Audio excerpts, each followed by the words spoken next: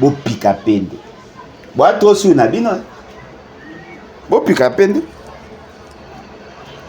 bino bo bulani kende bo tambola na bagarde ko to banga bino. Oui, ça va, le pays va très mal, mais nous avons ça à Tsongolo. Makasi ezaka poto to continuer bitumba. Bien que ba menace mike mais on est là. Ce que moi j'exige, c'est le respect strict de loi. La loi dit, lorsqu'un président de la République pose un acte qui met en mal les intérêts de l'État, de la nation, il est considéré comme acte à haute trahison. Moi, je considère qu'il faut faire arrêter Félix Tshisekedi. Ce qui a signé un accord na Rwanda, ou mettre en mal les intérêts de l'État, on t'arrête. Ce qui est sali qui a signé au même M23 opposé à acte, au pays au moyen d'attaquer on t'arrête. Ce qui a détourné l'État, on t'arrête. Vous tous vous reconnaissez que Félix Tshisekedi est en train de fragiliser l'État. Bino tout boyebi que Félix Tshisekedi est en train de diviser le peuple. Bino nyonso boyebi que Félix Tshisekedi est en train, lui et sa bande, à occasionner la malversation financière. Ce sont des faits graves, non? Jacques Ndala est prêt. Parce que Jacques Ndala en lui-même, c'est une preuve. En lui-même, c'est une preuve. Vous pensez que pour que Jacques Ndala prouve qu'il a un problème, il n'a pas seulement d'avoir le document d'un médecin au bas établissement qui non, il peut aussi faire baisser sa culotte. Quand on a longola qui peut sodomiser, après il peut longola pour la sodomiser. Vous pensez que Jacques Ndala va banga pour longola bilamba? Je vous tiens à vous confirmer, c'est lui-même qui me l'a dit. Il est prêt. Il est prêt à se déshabiller pour que tout médecin au Bino a vérifié ce qui a été sodomisé. Parce que l'information à sodomisation, moi, je suis Jacques Ndala lobby. Alors l'acte, la preuve physique est d'aller dans. Il est encore vivant. Azano vivant. Il va être rétabli dans Akoya Sabango, c'est ce qu'il m'a dit. Oui, il y a des preuves, voici les documents au médecin à Salaki, et puis à Kitisi Kilote, amener n'importe quel médecin. Quel médecin a prouvé ce qui est parti dans tous les acquis violentés. Après, on a ce que vous avez oui, qu'est-ce qui prouve que ce sont les agents de l'année? Non. Nga, ce qui Nga a renforcé l'avocat. Ok. Il doit avoir l'argent. Mobilisons-nous. Aujourd'hui, au tini $10, $5, à l'anambon, pour ce avocat bien, à Sali Makamoya bien, ça va nous aider nous tous parce qu'on va décourager la pratique. Il y a au moins du courage, il y a Roloba. Mais Bamsou Bana quoi, Naebi Bamsou ba viola bamo. Pas battu. Bon, ané naebité, mais ba viola battu. Mais ba obanga Roloba parce que ceux qui ba lobby et remet bango sur le dossier. Naebi na basi na mibale. Ba te belé na Congo ba Kinshasa ba violer. Parce que papa Alain, bobunda. Mais lorsqu'on est attaqué, apparemment les gens reculent. Il va sodomiser, famille comme instable, nous autres baby, mais bateau, bandeko félicité, bateau on est bazongissime. Car pour nous payer ça $1, $5, $10 pour soutenir votre frère, beaucoup mieux payer ça. Nga ceux qui le des awa accident ça mina Kinshasa, responsable à liboso de la gouvernement. Car Félix Tshisekedi. Il a gagné parce qu'il y a des gens Baokumba mituka sans permis de conduire. Ndeko principe à liboso. Pour kumba mutuka. Il faut l'état de la sûre pour éviter ko kumba. Tu ko bino bo condamné accident. Mais bozo bosa na kena mboko pays mobimba. Toi na permis de conduire. Oh permis de conduire l'accini. Autorisation ba pesi yo pour kumba. Tu ko muta o kumba. Asali accident. Bo mi poser question de est-ce que na droit ko kumba? Est-ce que Moutouka est en contrôle? Donc, Bissonion, son en Congo, on peut se déclarer commettant, transporteur. Moutao ye kola kokumba moto na 11h, na 16h à Kotinzela. Constitution à Babéligé. Ouais. Bouchab témoin. Cette constitution n'est pas l'œuvre ya Congo. Et la constitution à Bamindele. Bato bakende ko sala ngo, l'essentiel bazaki ba étranger. Mais comment alors moi je dois accepter que lui il est député sur base d'une constitution mindele? Pour le bien on a bien honorable pour ba député baza élu. Alors comment linginga muto na député te pe na ndima bango te na bien honorable député alors que la constitution oyo ya lobi que comme ça député ils a des constitution ba mindele. Bon, moi, il y a Binoga Tinate. Lorsqu'il disait l'article 217, que dans l'article 217 est un piège. Pendant qu'il disait que la Constitution est la meilleure Constitution, il n'avait pas fait allusion, donc il n'avait pas lu l'article 217. Ce sont des mercenaires. Bateau, ça et la mbongo. Sur la conscience, il y a un mouton, le science sans conscience n'est que win de l'âme. Il avait parfaitement raison. Talaga pour président déclaré guerre face à une autorisation dans le Parlement. Et c'est blocage. Et aux États-Unis, ça se fait comment? De quoi on a eu Singapour? Non, mais aux États-Unis, ça se fait comment? Le Congrès peut refuser une guerre. Aux États-Unis, ça se fait comment? On va laisser la latitude à un homme de décider sur comment et quand on va faire la guerre. Bon, ce que a mouté baby, yo yebande. Bon, mais quand imaginez, Trump, Joe Biden, il est président, non? Mais vous remarquez que Joe Biden est géré par le système. Ouais. On ne peut pas laisser un monsieur comme Joe Biden de décider s'il faut appuyer sur la bombe nucléaire.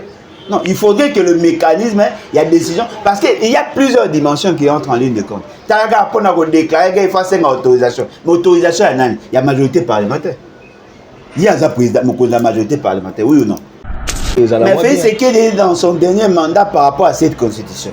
Vous voulez changer la constitution aujourd'hui et s'appliquer aujourd'hui et qui c'est là mandat aujourd'hui. Mais non. Un mot de la fin. Vous décidez de dissoudre la constitution dans l'institution, mais en même temps, vous avez une institution, et puis vous allez la transition, et puis vous avez la transition, après vous avez la constitution à Sika, et puis vous postulez pour vous. Et puis vous soutenez un incompétent. Et c'est que c'est un incompétent? Si. Bon, là, entre Félix Tshisekedi et la constitution, vous prenez Félix Tshisekedi. Bon, bon, Félix Tshisekedi. Le fait seulement qu'il ne sait pas comment utiliser la Jésus n'a pas ramassé. Pour la constitution, bon, la Félix Tshisekedi. Quand il m'a dit. Pour la constitution, Félix Tshisekedi, allez, dehors. Attends, malonga, on va appliquer. Comme le roi Sira Kayara Bangolais, Zairens. On va vous aider. On va aider. Quand le mensonge prend l'ascenseur, la vérité prend l'escalier. On a promis, on va donner les jeeps aux députés. Il y aura des jeeps.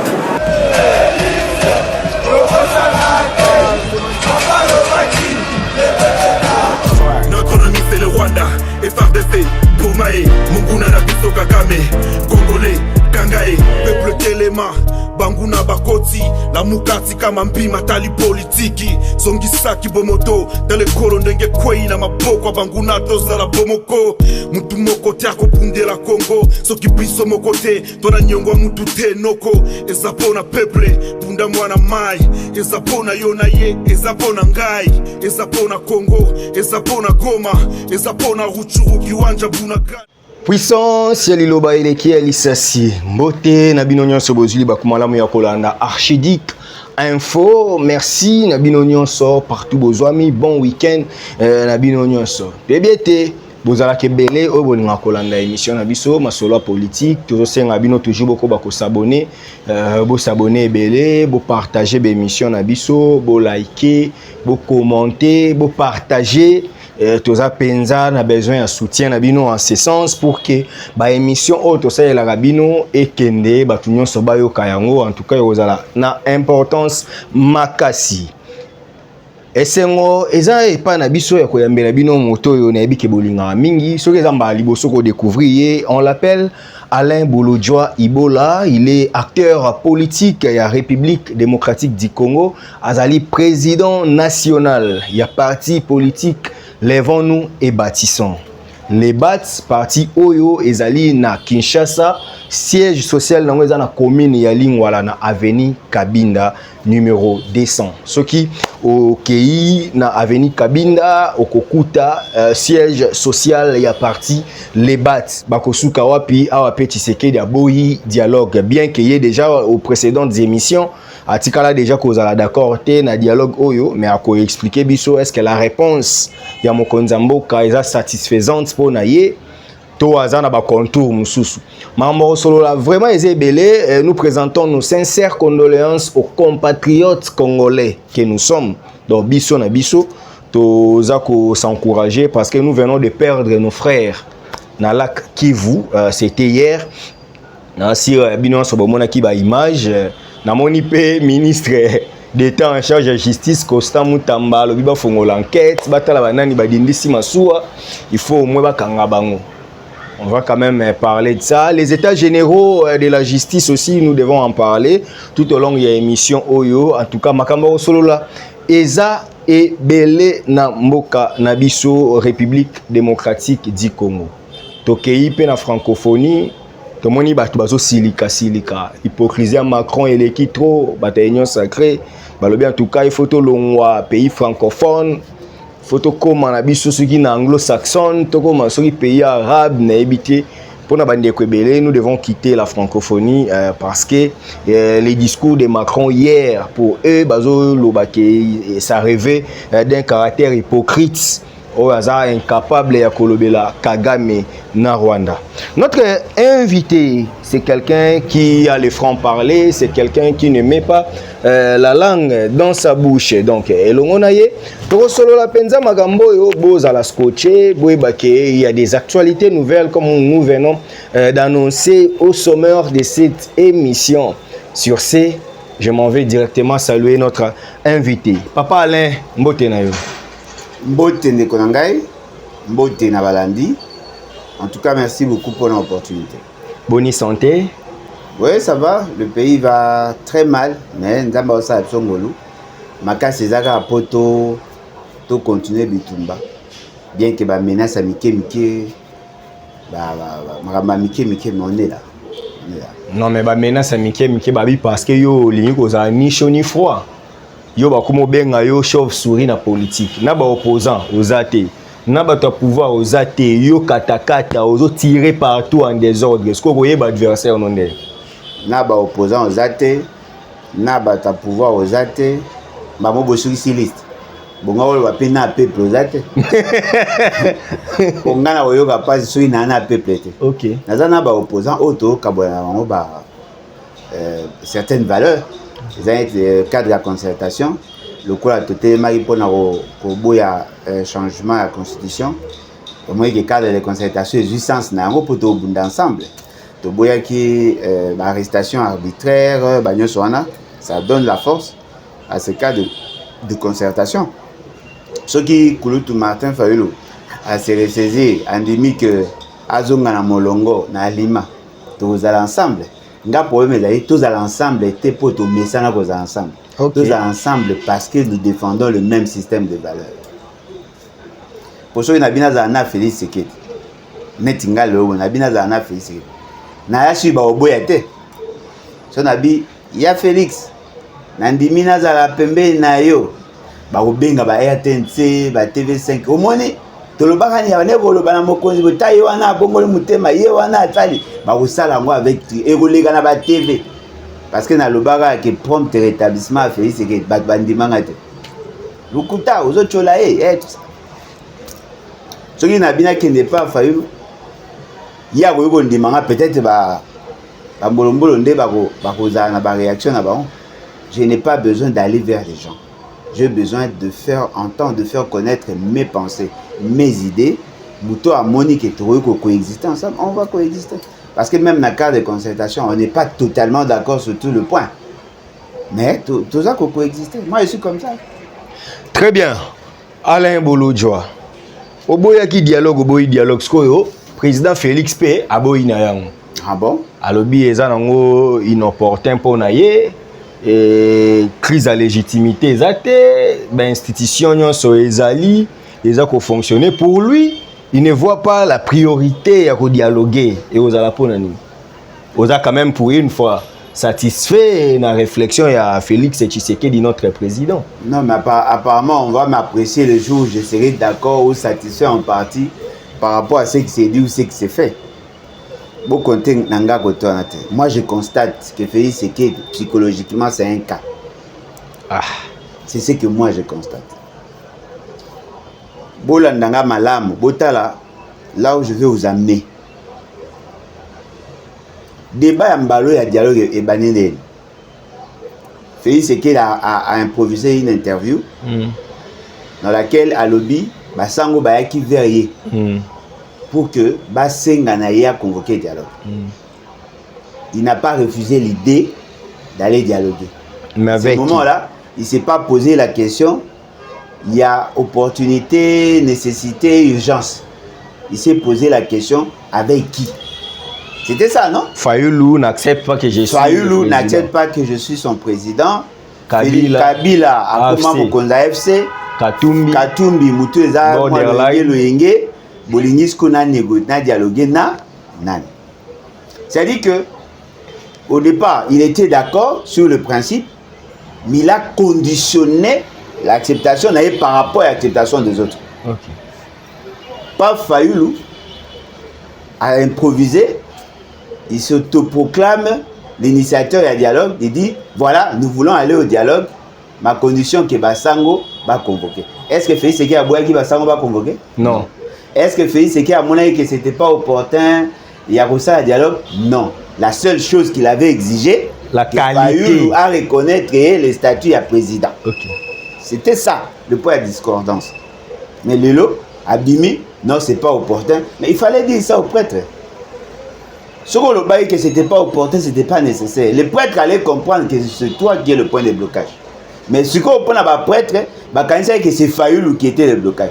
Probablement que va contacter qui peut faire le non ne connaît pas d'accord au ça dialogue malingi que yope ou reconnaître le quoi présent Fayulu le peine à loyenge à côté na loyenge a dit oui je suis d'accord sur le dialogue, c'est à dire que je reconnais Félix Sekei comme président, ma condition que Basango, est-ce que Basango va boire ko convoquer, est-ce que Félix Sekei a boire qui Basango va convoquer na nyonso wana, c'est que moi je comprends les alliés système à tindika chakal.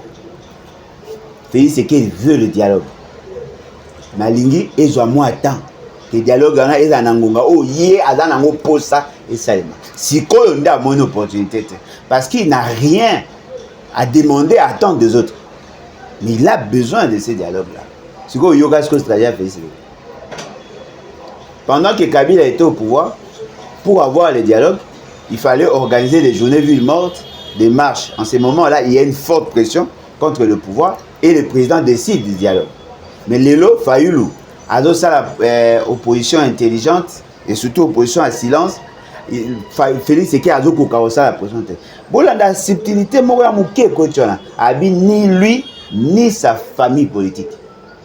Vous voyez non?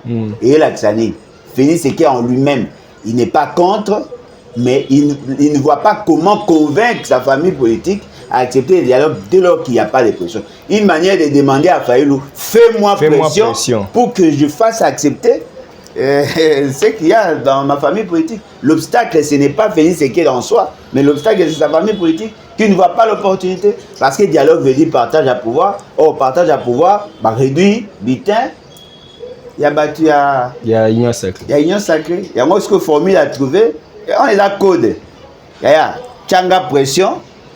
Et puis malokwa que na lobby nandimi dialogue pour ochenga pression, mais ce que lobby ka beloko salamité batunanga ba osepelate yango moni a stopper. Mais le cardinal Fridolin Ambongo à la France 24 décrit aussi qu'il y a une crise politique en RDC qui pour lui il voit que en tout cas il faut quand même qu'il y ait une concertation.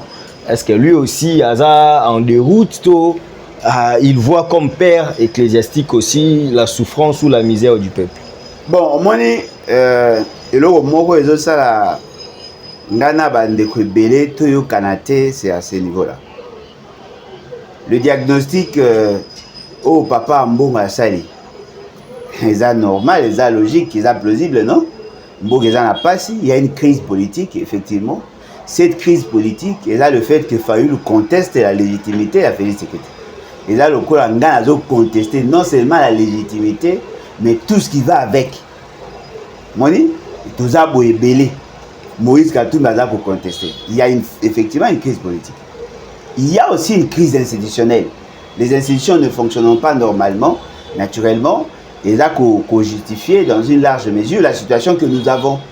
Nous avons une crise sécuritaire, nous avons une crise sociale. La crise à Congo est multiforme et multidimensionnelle. Mais la solution ne sera pas le dialogue. C'est là où maintenant Ghana Bango, toujours canté. La solution ne sera pas le dialogue. Mais les Africains traitent les problèmes sous l'arbre. Il n'y a pas l'arbre. Comment vous ne voulez pas? Non, vous tirez au Kosabiso, papa. Les politiciens traitent leurs problèmes sous l'arbre à palabre. Et maintenant, pourquoi la passer à la prison? Bon, remarquez qu'il y a des problèmes sous les bons gars, ils ont résolu sous l'arbre. Mais et même la justice va en prison. Et pourquoi l'ongoli peine de mort, moratoire à peine de mort? Si la solution est qu'il a palabre, on allait fermer les prisons, on allait construire, on allait plutôt planter des arbres à palabre, au Banoya, au Fanda, on allait débattre sur des questions, on va résolver le problème. Non, l'Africain a évolué. L'Africain a mis en place un cas d'évaluation et un cas de sanction. Voilà pourquoi tu crées le cours des tribunaux.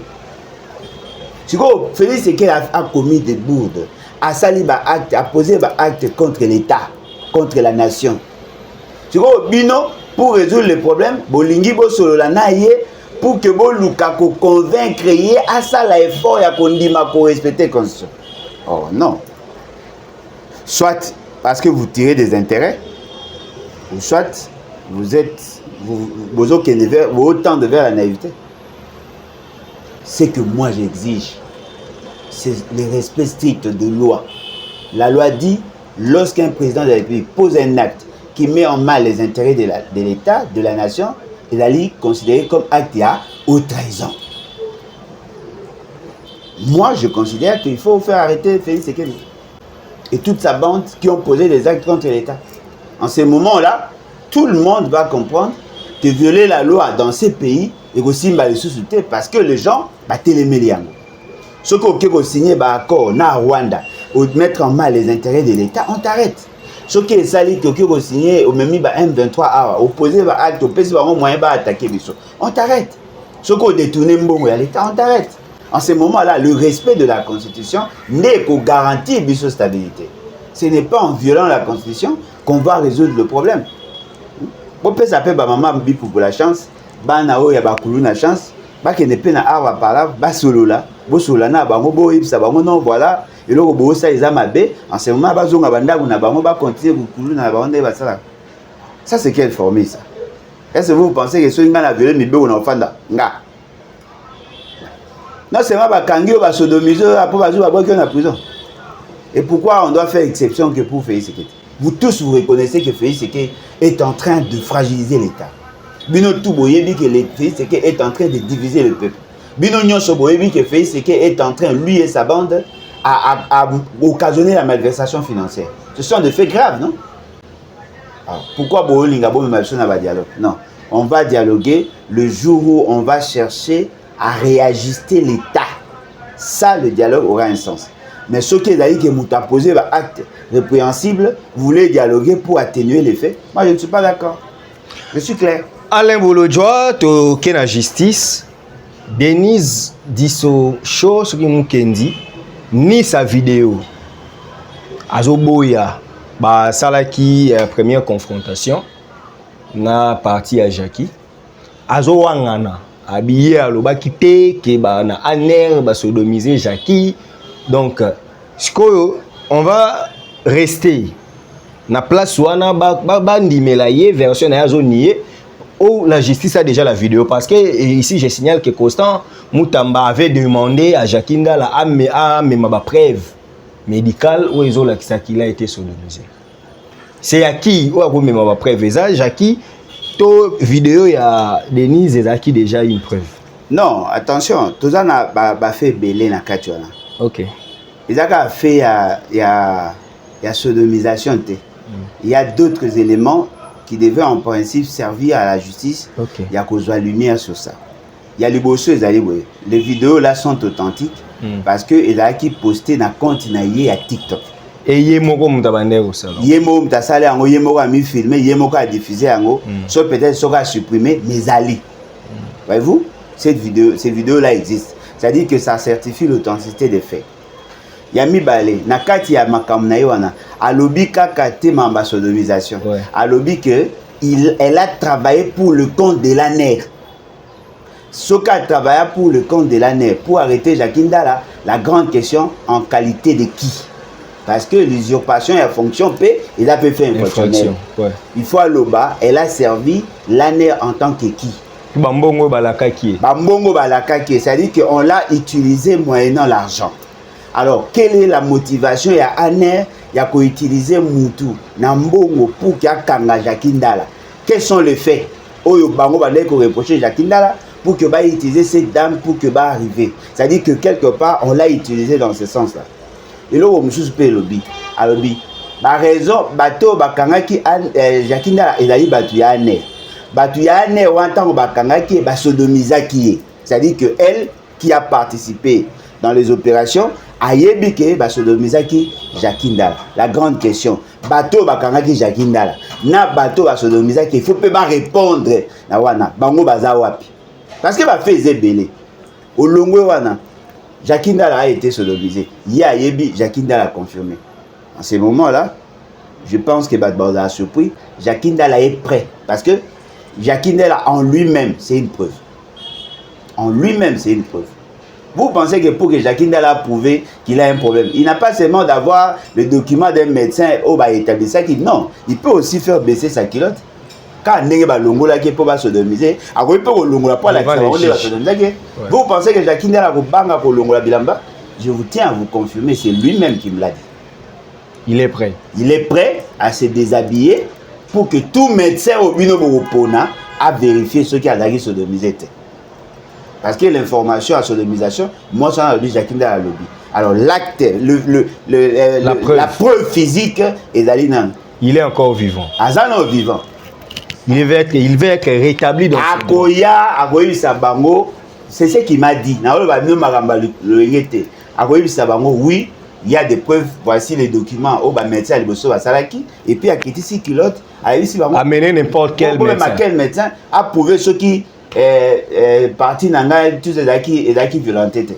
Après on a ce que vous le oui, qu'est-ce qui prouve que ce sont les agents de l'année? Non, vous posez question nyonso. Vous posez question nyonso. Vous posez question à ndam Jacques dans la cité de non. Vous interpeller Batouana. Pourquoi vous ça la mamna le yenge le roi boana posa robomba vérité. Bakanga Jacques dans la oui ou non? Bakanga kai. Bomuna yo bakanga kai. Azaka na ane oui ou non? Parce que toute cette partie la boutique beaucoup plus certifié vidéo sur les arts solo ou pas. Très bien. Ah, ils ont aventure. Et puis, on a profité de l'occasion. Pour ça va de nyonso bazana posa ya kobunda. Boloba ke tobundaka bo soutenaka. Ngonga bo soutenir Jakindala yango. Nga soki nga a renforcer ba avocat. OK. Il doit avoir l'argent. Mobilisons-nous. Aujourd'hui, au tini $10, $5, à l'anambon, pour ce avocat bien, à sali makamoya bien, ça va nous aider nous tous parce qu'on va décourager la pratique. Il y a au moins du courage, il y a Roloba. Mais Bamsou Bana quoi, naebi Bamsou ba viola bango. Pas battu. Bon, ané naebité, mais ba viola battu. Mais ba obanga Roloba parce que ceux qui ba lobby et remet bango sur le dossier. Naebi, na basi na mibale. Ba te belé na Congo ba kinsa ba violer. Mais il faut pas l'ongola quand même avocat moi les gars na TV wana oh alobaki mamusuki les Nice la Nice tout ça.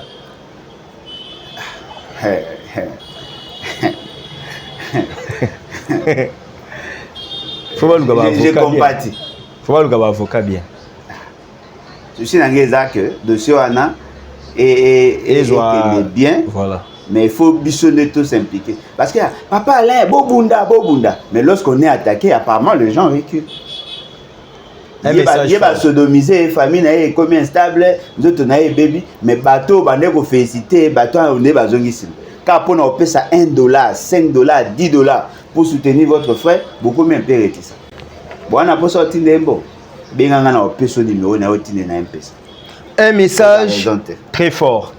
Alain Bolodjoa, les états généraux de la justice peuvent changer les choses parce que c'est dans peu de temps qui se tiendra plutôt à Kinshasa, les états généraux de la justice en République démocratique du Congo. Alain Bolodjoa reste quand même optimiste, pense que ceci va aussi changer, bouger les choses au niveau de la justice. Bon, en tout cas, je crois que dans le bac, déjà, notre frère Constant a une idée éparse. éparpillé. Au moins, les candidats à gouverneur, Kevin. Bon, un de temps commun. On va rappeler ta partie, on t'a récupéré. Kevin Bolam. Il faut la gamme. Dipro, ouais. Il faut la gamme, ta partie. Alam ta Dipro. Idée éparpillée, hein? Alors, idée éparpillée. Au moins, les bandas qui sont célibataires, les bandas des autres, au moins, la chaussette côté, tout ça éparpillé. Dans le bac, en réalité, quand vous accédez, quand vous voulez chercher à réformer ce que vous n'avez pas créé, la première des choses à faire, c'est d'abord faire l'état des lieux. Moni? C'est cet état des lieux-là où on va bénir l'état généraux, la justice. C'est-à-dire qu'ils vont appeler tous les intervenants à la justice. Ok. Au Fanda, réfléchir, d'abord, mettre en lumière ce qu'il y a, réfléchir sur ce qui devrait être, et après, mettre ça la projection en mettant en place un plan opérationnel et stratégique. Parce que la solution à la justice, ça doit se faire de manière programmative. Et que ça a maté que vous n'avez pas aux décisions. Ce que vous avez fait, c'est qu'il a échoué. Parce qu'il a cherché à déboulonner un système sans le connaître. A eu des décisions, des déchets, des décisions. Beaucoup de déchets dans sa gouvernance. Et conséquence de ça, il crée un dysfonctionnement systémique. Tu arrives chez moi, tu veux me remplacer. Pour me remplacer en tant que père, pas en tant que mari, en tant que père, prends le temps d'observer le comportement de mes enfants. Okay. Parce que tous les enfants n'ont pas la même base. La base, il y a éducationnel, nanga, na ya kogante. Moi, je pas nanga, na so na koti nanda, quand na kota nanda, bana bazana na réflexe à oya oyambanga. Nga na comprendre déjà que oya oyambanga. Pour asenga kikana ile loko a vérifier ce que na yebi comportement moi na tout na yebi. Et puis na éducation bana tout ne mote. Moi na éducation avec une approche spécifique. Oyo na yebi ki alingaka revendication, oyo azarata za na problème alobarate, o kuna na yebi bango tout ne bazaka. Et ce que moi muto asili ki o aleli, c'est qui veut dire que o azana raison pour aller la mingi pour alingarate. C'est-à-dire il faut connaître Comment quelqu'un qui vient qui est caractérisé par une chasteté cognitive sur l'État, vous arrivez maman au comique chambardé? Non. Il faut observer. Alors, l'État général et la justice, lorsqu'ils vont inviter les gens, les magistrats seront là, les autres, l'administration judiciaire à Gozala, gouvernement à Gozala, je pense que même il y aura les bâtonniers seront là. Maintenant, ils vont dire qu'est-ce qu'ils pensent de la justice. Et chacun va mettre en exergue ce qui ne va pas. Naka Tuana, on parlera, il y a rémunération.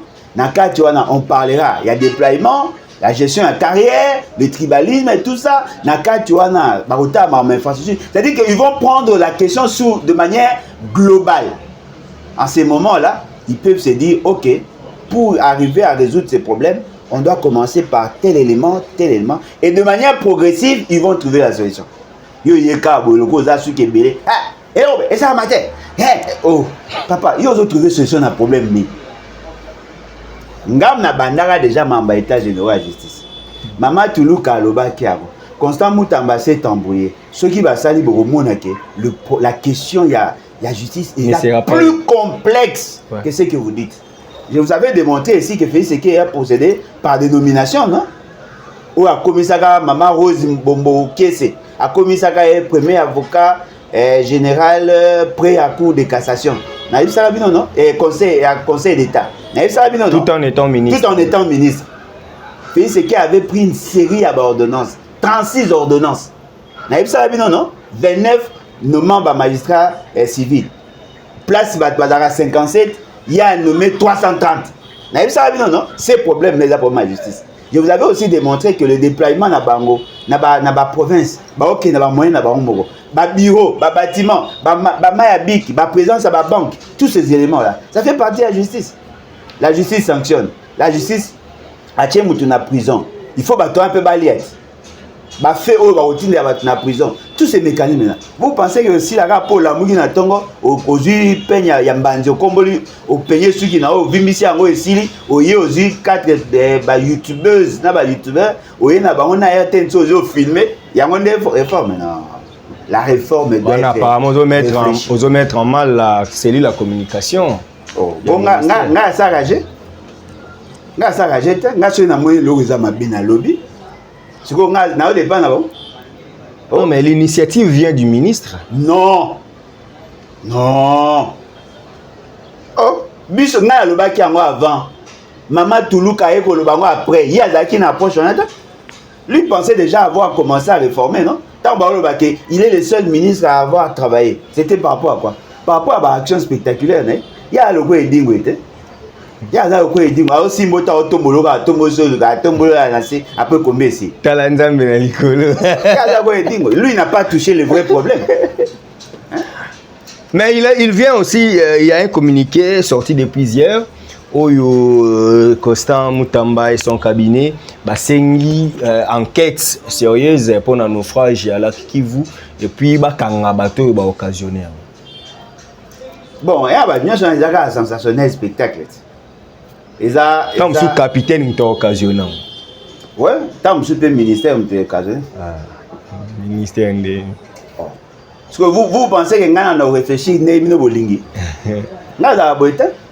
Ngaza lembo jot. Est-ce que ngana otokokani? Ngaza raisonnement nanga. Capitaine a sali erreur et ça est naufrage. Bat bakufit. Mais nga siko en tant que mouton a aspiré lobby ko gouverner na opposer cette question. Est-ce que capitaine on en est ko kumba azaki na qualité? Hein? Azana autorisation en navigation? Est-ce que capitaine ou bateau wana ezaki na contrôle technique? Est-ce que bazaki na droit pour exploiter lac wana? Est-ce que tant que babane ko sala embarcation embarquement na bango bateau ebongaki ba nombre ya bateau ebongaki ba mata ezaki yango? Est-ce que tonnage ezaki respecté? Est-ce que balataki ba gilet de sauvetage? Est-ce qu'il y avait un mécanisme de signalisation? Et si kao maye bande ko leka, est-ce que ezaki dragage ça maki? Est-ce que ba signalaki que et si ko boleka bolekate? Est-ce que la vitesse nango ezaki réglementée? Est-ce ozo remarquer que ngana toza na même approche te?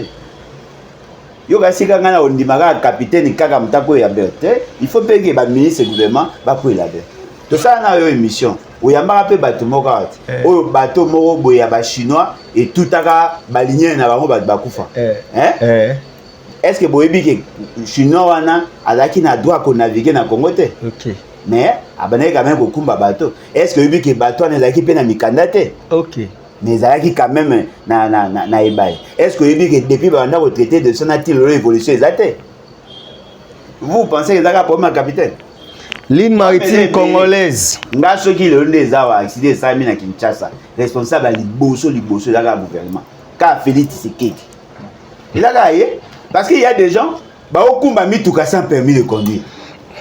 Ndeko nanga principal liboso pour kumba mutuka. Il faut l'état de la sûr pour yebi ko kumba. Tu ko bino bo condamner accident.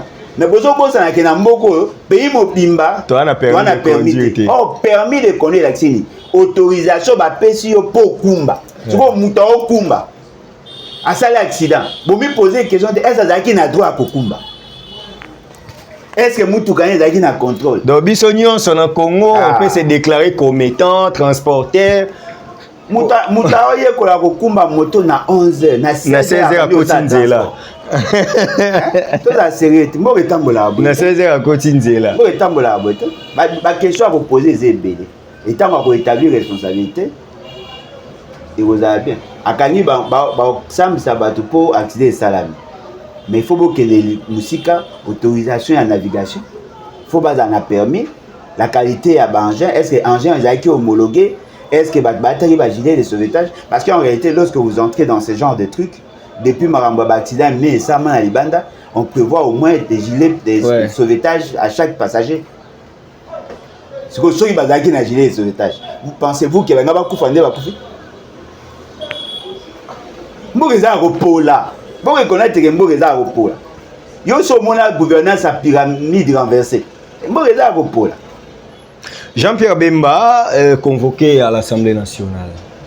Mais cette affaire, on dit que c'est parce que c'est la continuité de l'État, parce que l'affaire des millions de tournées, c'était sous Ekila, c'était pas sous lui. Mais lorsqu'on découvre qu'il y a un malaise au ministère des Transports, le Parlement dit non, comme c'est vous d'abord qui êtes l'autorité des tutelles, venez ici vous expliquer, comme ça nous allons établir la responsabilité. Andimaya. J'aurais appris qu'Andimi. Andimaya. Quand ça sera une première. Après, on va entendre. Après. C'est pas pour établir responsabilité. Oui, mais responsabilité, ils ont déjà connu. Mais après. Bon, c'est bon. Oh, aya kiko yiba. Apparemment, bino bolinga bo comprendre ba moi. C'était depuis Chéribin. Bon Chéribin a exempté na peine. Ba habité ba misu ba bi ke mbongo wana. Ya on a zoloba après. Et ça va féliciter. Chéribin au Canada qui ministre a féliciter. Ba kiko yiba. Ba kiko yiba. Bino de bo. Yo na mutute Tiens, ba kiko yiba. Bino bo boule nga le bité chez ba yibi. Te o do pona yo c'est zaye bo so zaye saini. Condamnation à titre posthume. Yo kasinga. Bato ba ki ndeko yiba. Aloko ba ki ko yiba. Dossier obomona bango ekoloba mingi ezaka dossier amoyi. Mais attention, ndenge bazana bato ba convoquer ba automate, ba lokwa ba robot. Na zo bango lokwa ba télécommande, ba utilisera bango pour changer les chaînes. Omoni, mutafine bo pas chaîne changer bango ba marque là. Si Félix Seke ne veut pas que le dossier évolue, il va évoluer. Excellence Akassia Bandoubo là, excellence. Ouais, la ministre d'État en charge des affaires foncières.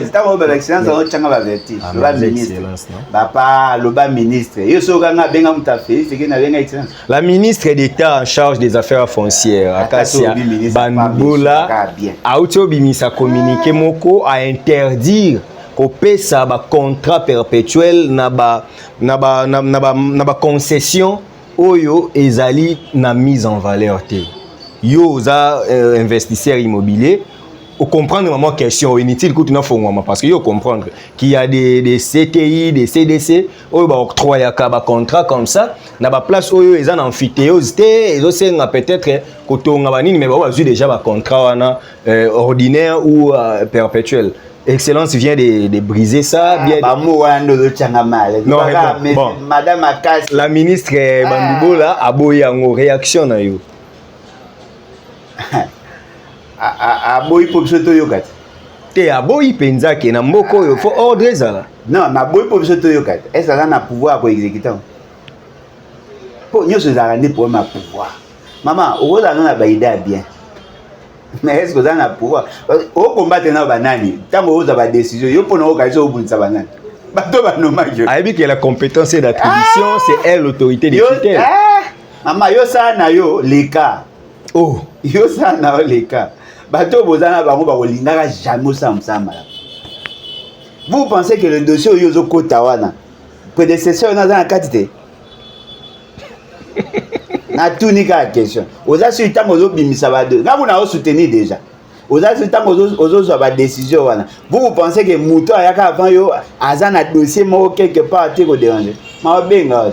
Chers collègues, mais makambo ozo sala na ozo bo moto ko boza te mama moko bo pa zaki na kati, papa moko bo cousin moko bo pe, tant ozo sala le ko wana ezakisi ko ozo combattre tout ça après ko mona pas bazui ba association ba comme nous. Association de tels combattants, tout ce qui n'est pas. Maman, m'y préparer. Vous avez des personnes qui ont une initiative à malam pour n'importe. Pour toute initiative, vous avez combattu par bataillon sacré, na bataille des personnes. Le bas n'a pas bayoki. Oh, même pas que vous avez une il y a un poste à rebondir, mais il y a une place famille politique à ma baie. Auteur benga près de 50 chefs coutumiers ici bango ke ba conflit mingi za na ba parquet za ba conflit foncier bino beyan droit près de combien? Près de 50 chefs coutumiers seulement te kasi ba échantillon par province combien? Par province en tout cas chaque province est au moins 2 au moins 2 ouais c'est que ba chef coutumier boa si na ba mboka ba yoka ba ah ba miyibi banani Elle a appelé les chefs coutumiers ici, ok, il faut boyer limite nabino endroit les gestionnaires des terres et ça l'État congolais. C'est pas ça le problème. Ato bengi on a 50 wana, c'est pas ça le problème. On doit renforcer la norme et l'application à norme. Chef coutumier na charpente décisionnelle ya mboko. Tu mets des ordres mini per mabélé surtout. Mais des ordres à mabélé, mais qui donne les certificats d'enregistrement? Contrat perpétuel. Les administrés. Mais alors, renforcer là-bas. Si les gens savent que Makambo est tambola bien, les gens vont aller. Qui va aller acheter auprès d'un chef coutumier à Teke la Batoune Bayemi Sapti? Moi, j'ai suivi une formation en matière. Il y a ma femme à Dubaï. Kuna à Dubaï, quand tu arrives, tu veux acheter une portion de terre. Toute portion de terre a déjà un document. Il y a un numéro cadastral, le folio là. Ça sert à ça pour identifier le propriétaire et ainsi de suite. Tu n'achèteras pas au prix à vendeur, tu achètes au prix à notaire. Au fin de l'administration, voilà, Alain Bolodjoa, tout ça, il y a la répartition à mon pays, l'administration a joué, le propriétaire a joué, l'intervenant, l'intermédiaire a joué à Bango. Ça est le Mikanda, Mikanda a sécurisé Mbamo. Il qui m'a et a été que au chef coutumier a tiré le pain. Et puis il est grave. À côté qu'il a 7 personnes le pain, mais lui, chef coutumier, a toujours la raison. Vous avez ça ma casse, maman. C'est que la réforme est annoncée, c'est nécessaire. Et oui, vous avez nécessaire, et coquille, vous avez nécessaire, mais environnement. Environnement. Bien dans la poste information, il y aura des cas publics. Mais tout commence par un. Peut-être qu'elle peut bouger les choses. Tout commence par un. Depuis le coronavirus. Un one est un. Ils ont le droit d'ambutir comme i. Ils ont le droit de s'effacer comme i. Azotonga bâtiment ya boyi ma casse. Oya ya munjiba. Na télémi na ma casse. Konani. Ils appellent ça réalité. Te batiki 15 mètres ya rail. Maquette ezali. Les cas no mona maquette. 7.5 na gauche, 7.5 na droite. C'est ça le principe à droit des transports. Wapi, espace au Botogilanda wapi à 15 mètres. Espace on les a combien de mètres? Na les karawana. 15 mètres wapi. Mais la maquette c'est bongo. Batiki 15 mètres pour na rail. 15 mètres wapi. Kasi place tout au long ya rail batiki à 7.5 mètres. Yo za architecte. Oh, asali plan so ke kuno mona. Il y a un seul bâti, ici quand na et bien là triangle, il y a l'espace vert. Il y a l'espace automanda. Il y a l'espace vert, il y a l'espace automanda. D'ailleurs vous tout dossier malade na banda ko bundisa ya moi. La tête ici quand na boyi, ma casse. Il y a triangle muke. Oui, mais si quand on est en face, il y a Eskawana. Espace où ils ont mouquet. Ils ont mouquet ma casse. Est-ce que l'affaire française sera une tonganda quoi? À Gogo Gozanga Mabela au tonganda. À Gogo tonganda, parce que c'est une administration. À Gogo tonganda, ici qu'ils allaient. Nous avons préféré celui qui a posé au tonganda. L'État Bimisambo va racheter banda. Il y a Batumsuba tonganda. Ici quand on a espace, il y a Malonga pour exploiter. Et puis, espace où l'État teka ndenga mabe. Non, c'est dans ce sens là. Na boya ma casse pente. Alain Bolodjoa, les changements de la à partir de na bani da hôtel na 200. Les changements de la constitution Alain Bolodjoa. Professeur Mbata nous dit que réellement nous devons changer la constitution parce que l'article 217 est une catastrophe. Cet article qui dit que nous pouvons pour chercher l'Union africaine, nous pouvons céder une partie de la souveraineté dans nos accords et traités. On peut céder nos terres. Donc pour lui, cette constitution doit impérativement être changée. Augustin Kabouya, honorable député national. Non. Mbatondimi, honorable professeur. Non, honorable, c'est un lobby.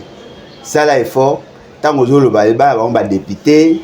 Tanga bambata professeur na wewe comprendre mais tant que honorable excellence aux honorable aux député national non honorable il mérite les honneurs papa. Ah bon pourquoi il a été élu il a une base derrière lui il y a moi commissaire l'honorabilité ça par rapport il y a estime mais il rédige les lois il contrôle l'exécutif. Mais l'honorabilité n'a rien à voir avec la fonction, hein, avec tout ça. Hein. L'honorabilité, c'est par rapport, il y a savoir vivre, savoir faire, savoir être. N'est-ce pas que nos députés et sénateurs méritent les honneurs?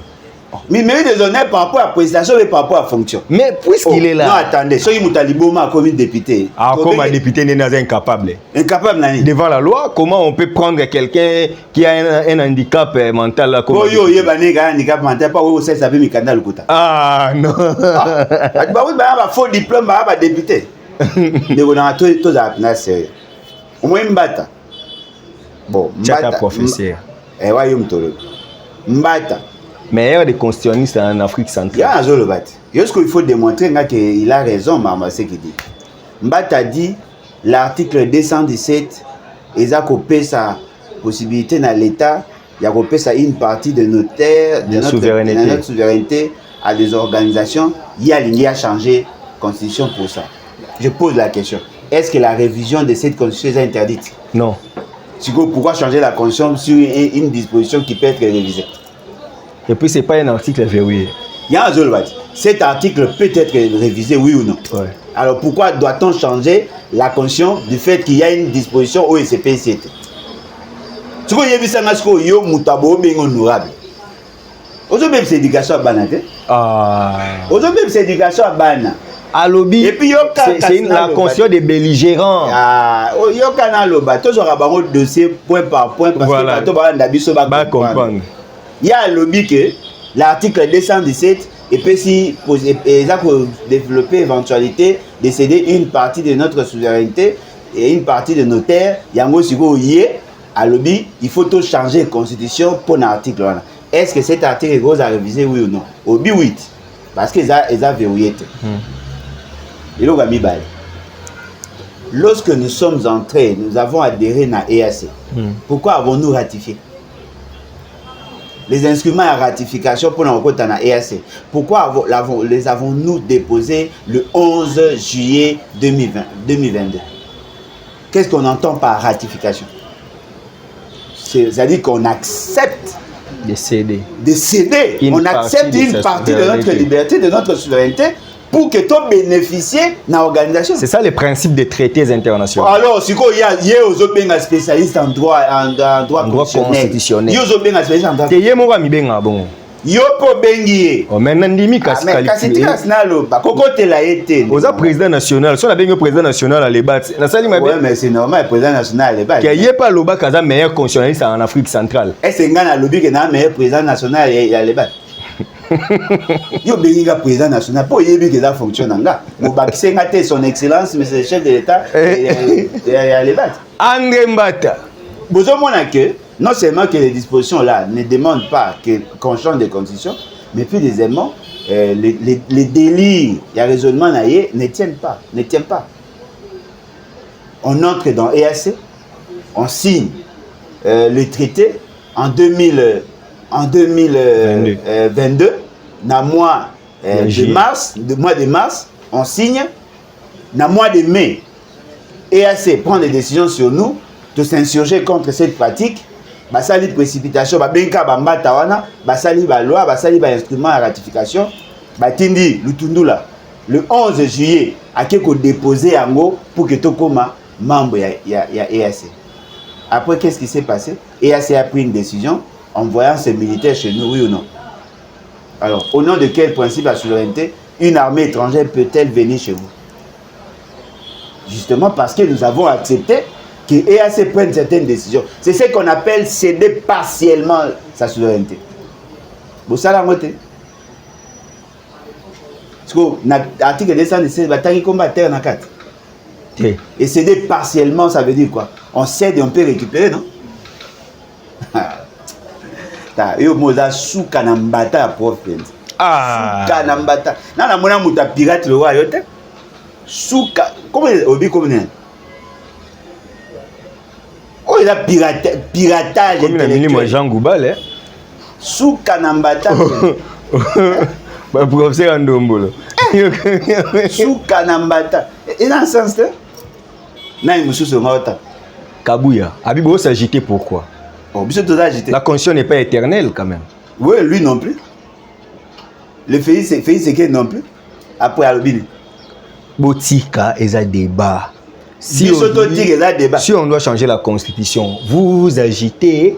Pourquoi? Parce que cette constitution est issue des belligérants. La constitution ici, et ça la mana nous n'amboka bapaya la Belgique. En bon?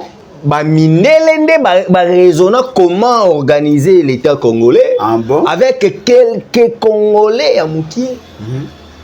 Cette constitution est purement la constitution française de Valéry Giscard d'Estaing. En bon? Comment voulez-vous, à nos jours, que nous ayons une constitution française que la France elle-même a déjà changé? Bon, mbata wutoro pour à ça effort ya ko mi pesa titre à professeur. Mais Kabouya licencié na IEC. Te wana yo lobi. Te namona ba bimisa ba bino na défense. Godin Poyi, membre à jury. Yo depuis bano tangi pe batabalongata. Elo na ina lo baizai que constitution à belligérant. Ouais. Bouchab témoin. Cette constitution n'est pas l'œuvre ya Congo. Et la constitution à Mindele. Bato bakende ko sala ngo l'essentiel bazaki ba étranger. Mais comment alors moi je dois accepter que lui il est député sur base d'une constitution à Mindele? Pour le bien na benga bango ba honorable pour ba député baza élu. Alors comment linginga Mouto n'a député, te na ndima bango te na benga ye honorable député alors que la constitution oyo ya lobi que comme ça député ils a des constitution ba Mindele. Bon moi bon bino ga tinate. Si la constitution est mise en cause, tout ce qui résulte de la constitution tombe. OK. Parce que si la constitution n'a pas de valeur, si la constitution n'est pas notre, n'est pas la nôtre, et d'aller œuvre à Mindele, et que bino bo combattre œuvre à Mindele, bon lui que constitution d'aller constitution à belligérant, ça n'a pas de valeur. Il faut qu'il y ait l'ombre parce que ça n'a pas de valeur. Mais au nom de quoi vous prenez la parole? Donc on doit tout reprendre à zéro. Non, mais attendez, au nom de quoi vous prenez la parole en tant que député? Tout doit être repris à zéro. Oh, mais si tout doit être repris à zéro, alors pourquoi moi je dois obtempérer dans vos ordres Nabino? Pourquoi vous en parlez? C'est ça la question. Parce que je suis député national élu. Je suis président de la République élu. Et puis vous dites, la constitution est dans ma baie, et la constitution est belligérant, et dans la valeur. Oh, mais si la constitution n'a pas de valeur, tout ce qui résulte de la constitution fait quoi? Tombe. Automatiquement, Félix Tshisekedi n'est pas président. Il n'y a pas d'Assemblée nationale, il n'y a pas de Sénat, il n'y a pas de Cour constitutionnelle. Ni les assemblées provinciales. Il n'y en a pas. Parce que c'est cette constitution qui consacre cette réalité. Vous réfutez, vous rejetez la constitution, mais vous voulez profiter des acquis de la constitution. Boni basanga deni kadima. Parce que boy bisanga sikoyo, bato bazo raisonner avec autant d'infirmité, biso to lo baté parce que bango baolo.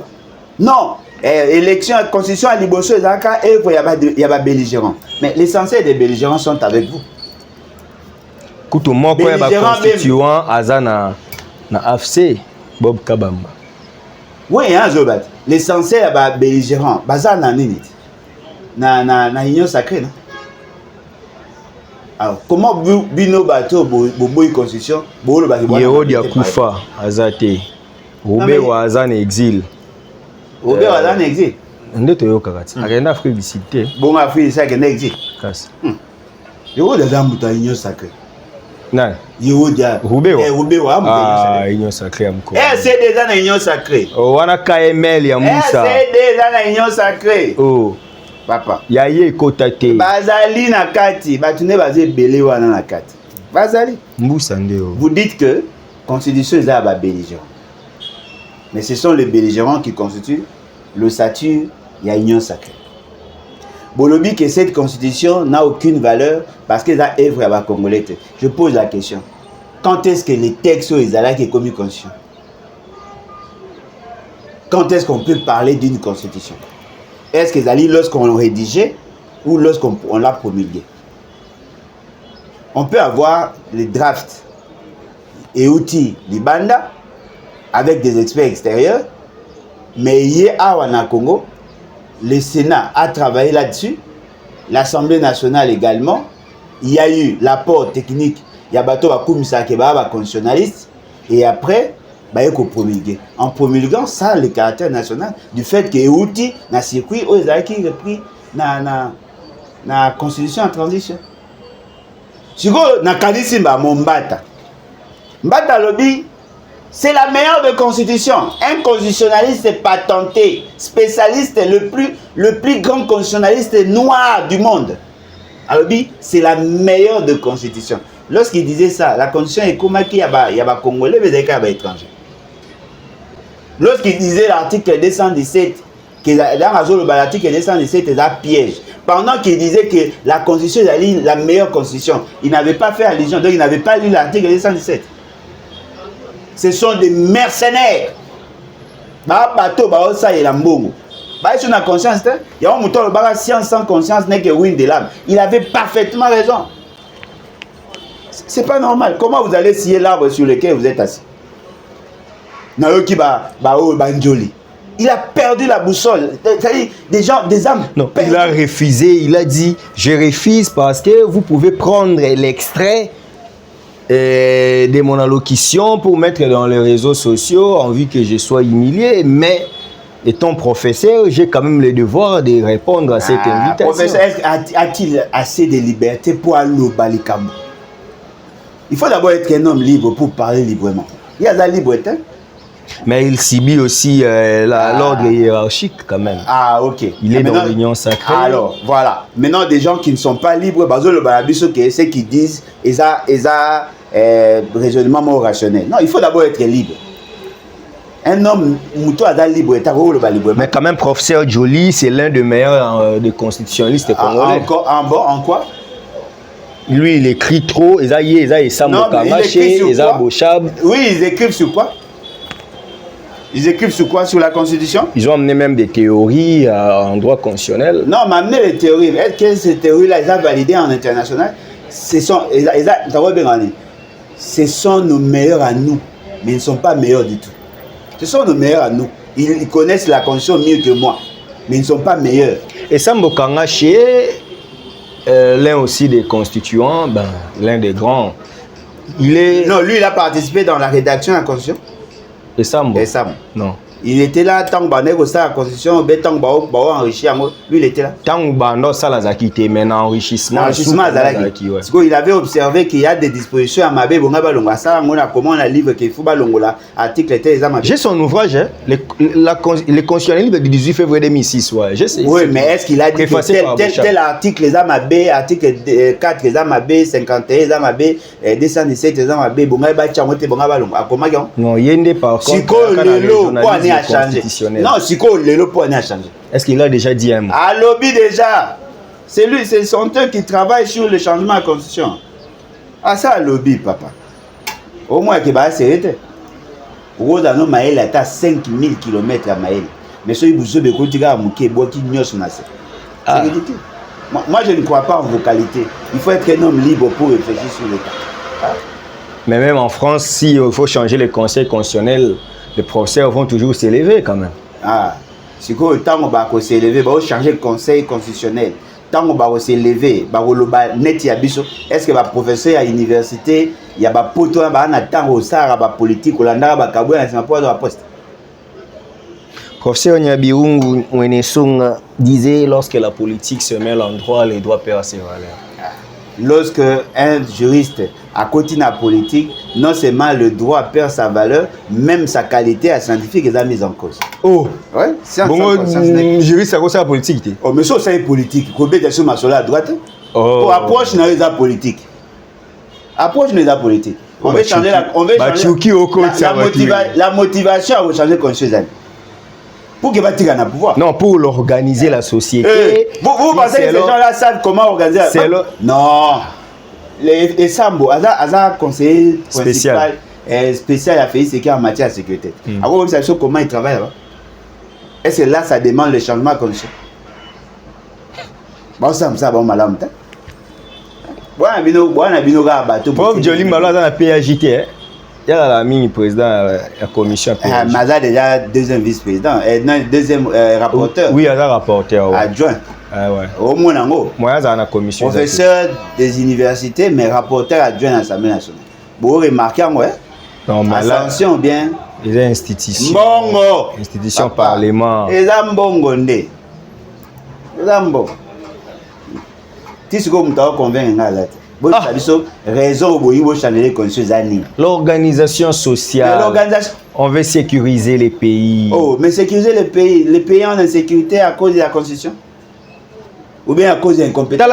Talaka raison, on a une débat dans le moment avec Singabi. Talaka pour président déclarer guerre face à une autorisation au parlement. Et c'est blocage. Et aux États-Unis ça se fait comment? De quoi on a Singabi? Non, mais aux États-Unis ça se fait comment? Le Congrès peut refuser une guerre. Aux États-Unis ça se fait comment? On va laisser la latitude à un homme de décider sur comment et quand on va faire la guerre. Bon chose quoi mouté baby yo yebande. Bon mais quand imaginez Trump Joe Biden. Il est président non? Mais vous remarquez que Joe Biden est géré par le système. Ouais. On ne peut pas laisser un monsieur comme Joe Biden de décider s'il faut appuyer sur la bombe nucléaire. Non, il faudrait que le mécanisme, il y a décision, parce qu'il y a plusieurs dimensions qui entrent en ligne de compte. Tu as déclaré qu'il faut faire une autorisation. Mais l'autorisation, il y a majorité parlementaire. Il y a la majorité parlementaire, oui ou non? Ce que Bolivie fait, c'est que ça m'a même dans le royaume, avant que le roi a déclaré guerre à tout Narabat. Et ça l'a bien au boulot, c'est que le roi, Nzambe, a salarié à l'ingé. Et puis qui vous dit que ce conditions vont changer, il y a que s'appliquer. Et puis problématique, monsieur a dire quinquennat, soit septennat, soit décennat. Mais Félix Tshisekedi est dans son dernier mandat par rapport à cette constitution. Vous voulez changer la constitution aujourd'hui et s'appliquer aujourd'hui et qui c'est là mandat aujourd'hui. Mais non. Agoya comme homme nouveau, homme nous a postulé, mandat il y a 7 ans. Non, mais renouvelable une fois 14 ans. Non, mais plus mandat au à ça non. Oui, oui. Et quoi ça dit? Il va organiser les élections anticipées. Constitution si katang goya. To qu'est-ce que l'élection? To transition. Pardon? To ça la transition. Ah, bon, il ça la transition. Mais la loi c'est ça non? La loi on bascule à la 4e République. Oui, mais la loi nini. Il faut une transition organisant les élections. La loi nouvelle qui sera douce. Non, la constitution au bino bo mema biso na transition constitution nge osama wa na Congo. Nana osala. Yo mo tangi bato. Oh. Parce que bino bo décider bo ça transition sans biso tous d'accord. Ah, bokende.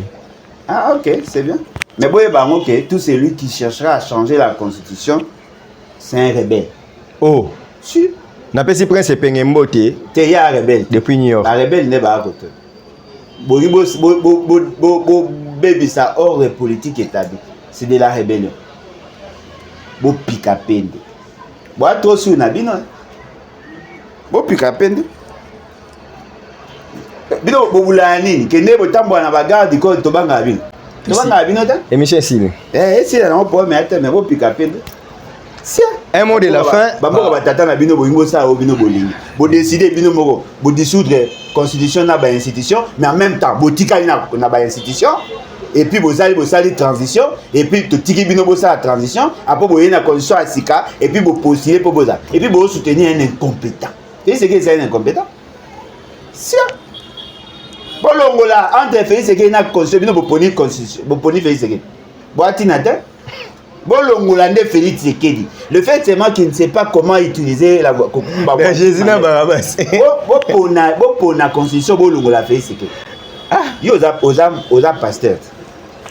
Ceux qui passent à l'eau pour interpréter la Bible, il faut changer la Bible, il faut la pasteur.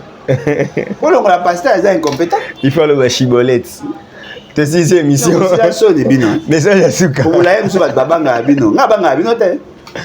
Message à Souka votre babanga. Kande mati. Peuple pour la constitution, Félix Tshisekedi allez. Dehors. Attends, malonga tant ba oya ba ko appliquer. Comme le roi Sira Kayara Bangolais Zairens. Bon, attention les hommes, bino boza on le gars va blague. On va vous aider. To aider bino. To ke na bino wotina suka. To aider bino. Voilà, tout ici émission Nabiso, Tokomina Souka. Merci à la grande équipe dirigée par ingénieur Starly Lima. Merci Nabino Nyon Sobolandi, Biso partout dans le monde. Totombe Libino week-end Malamou, Nabino Nyon Sobolandi Biso. Ngai Nabino Tokutani très prochainement pour un nouveau numéro de votre émission Masolo. Il y a politique. Donc Aussi cette émission na biso na loba. Peuple congolais mi bundela. Pour ceux qui mi bundelité, mutako bundela yo azate. Puissance ya liloba eleki ya lisasi. Merci.